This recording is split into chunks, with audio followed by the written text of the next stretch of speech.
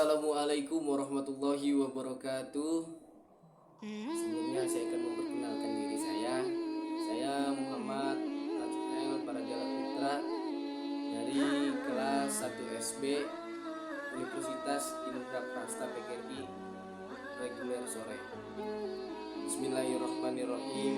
Alhamdulillahil qawi sultanu al-wadihil muhanu al-mabsuti bihi karamuhu wa ihsanu.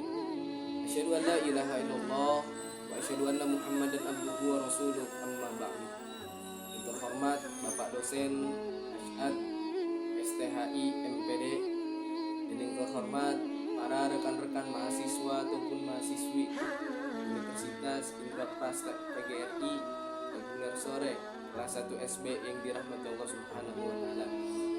Pada kesempatan kali ini saya akan membuat satu buah video di mana mengerjakan tugas kuliah saya di Universitas Indraprasta PGRI dengan mata kuliah agama. Yang pertama, mampu menjelaskan tentang akhlak. Yang kedua, mampu menjelaskan sumber-sumber ajaran agama Islam. Yang ketiga, menjelaskan toleransi antar umat beragama. Dan yang keempat, menjelaskan Islam dalam politik. Kembali yang ke pertama, menjelaskan tentang akhlak. Akhlak itu ada 3. Yang pertama, pengertian dan ruang lingkup akhlak. Yang kedua, pembagian akhlak. Dan yang ketiga, pembinaan akhlak.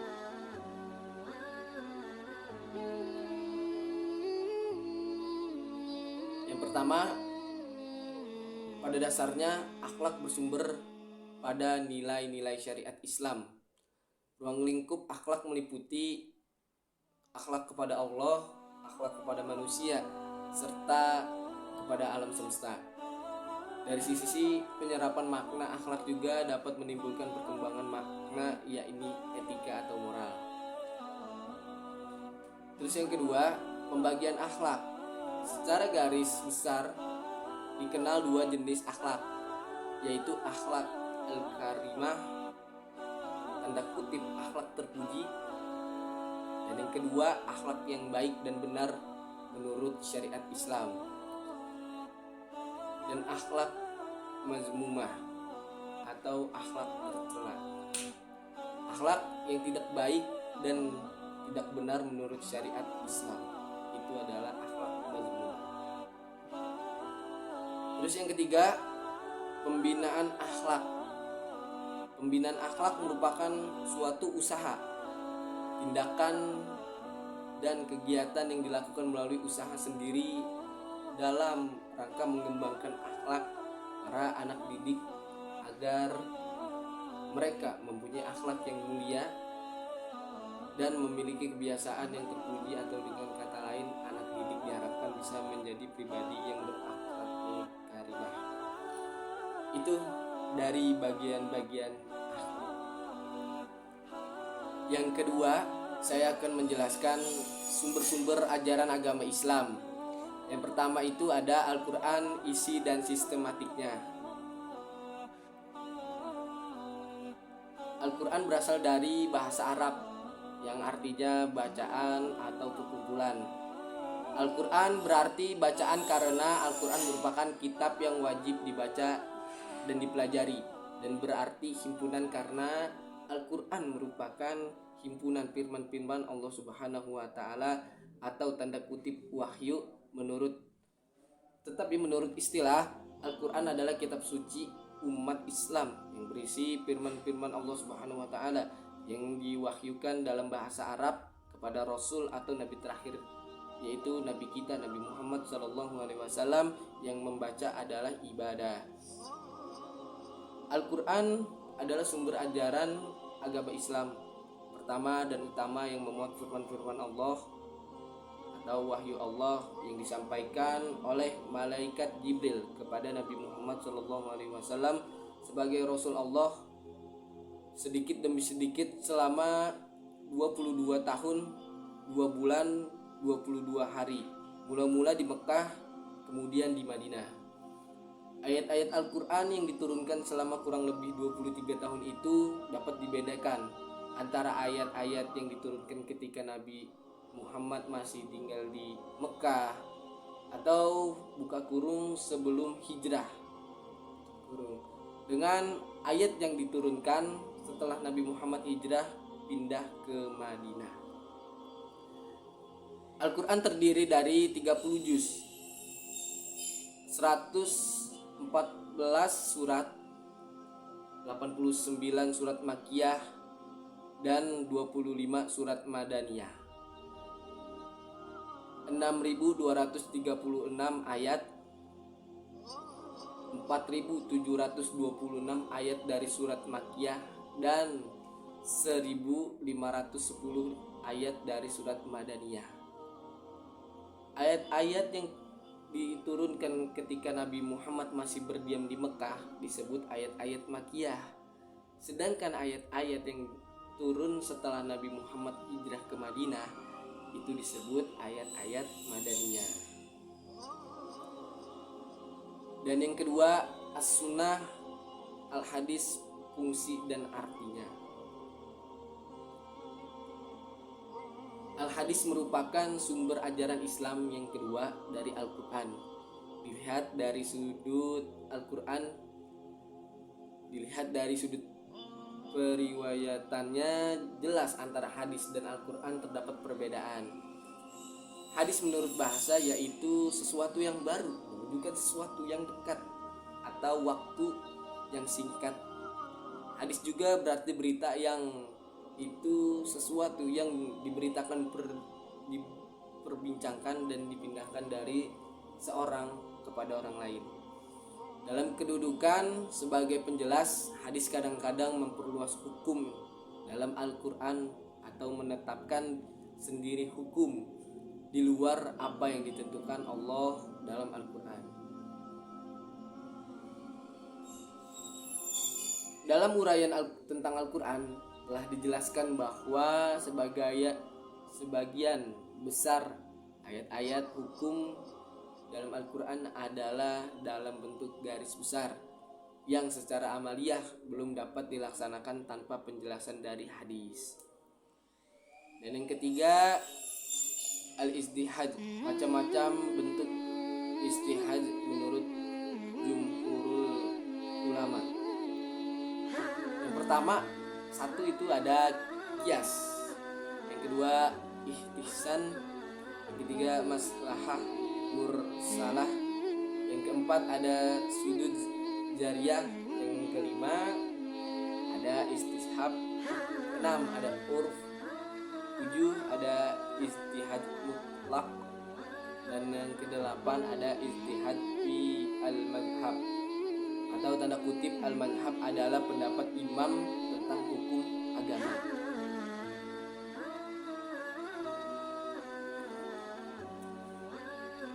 Dan yang keempat, saya akan menjelaskan toleransi antar umat beragama. Yang pertama, pengertian dan konsep toleransi umat beragama menurut Islam.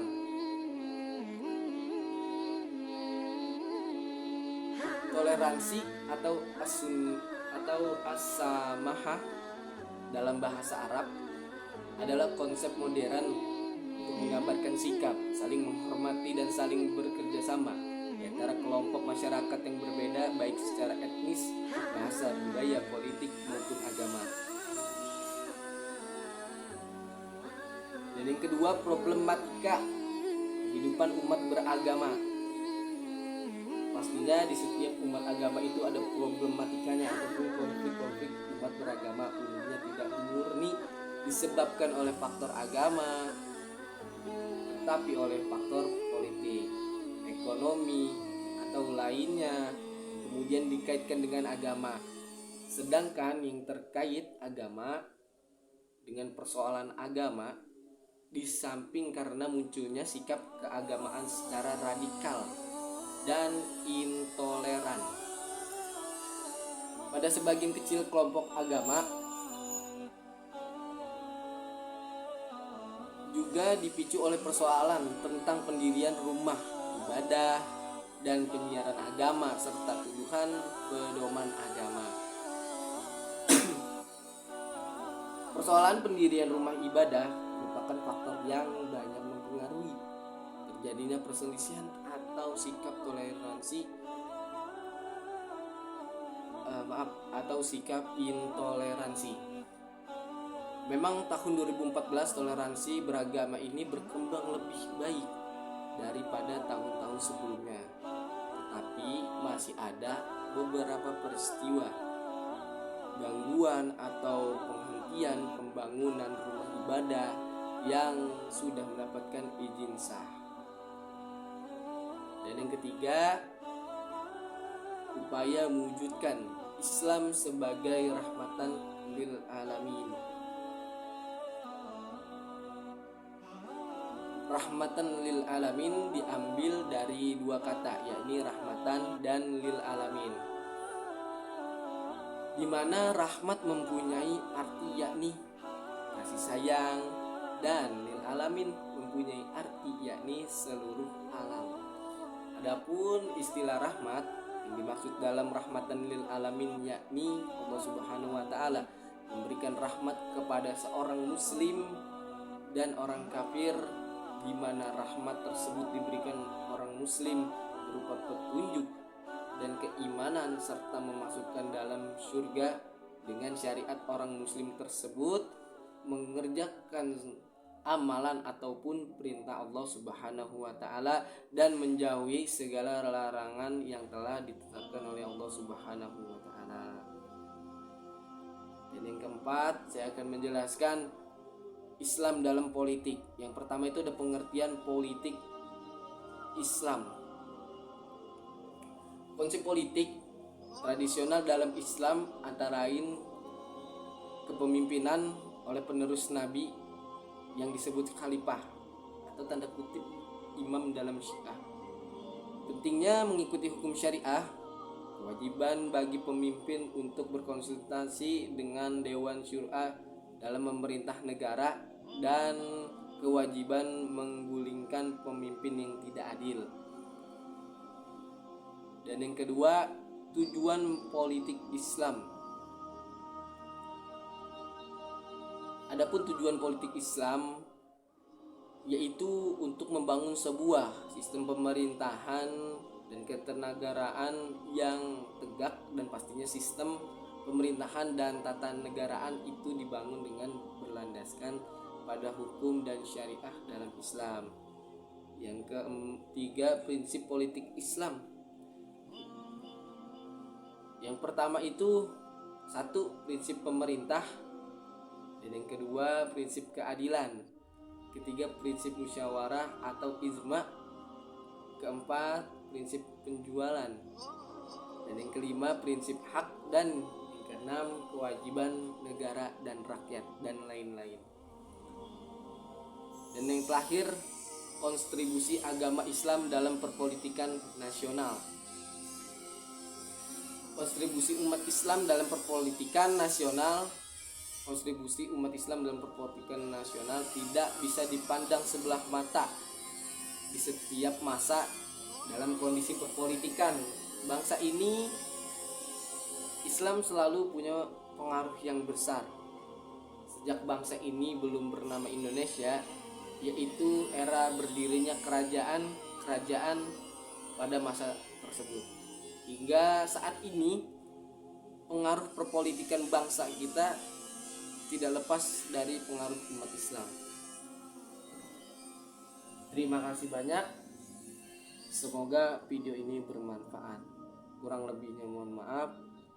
Wassalamualaikum warahmatullahi wabarakatuh.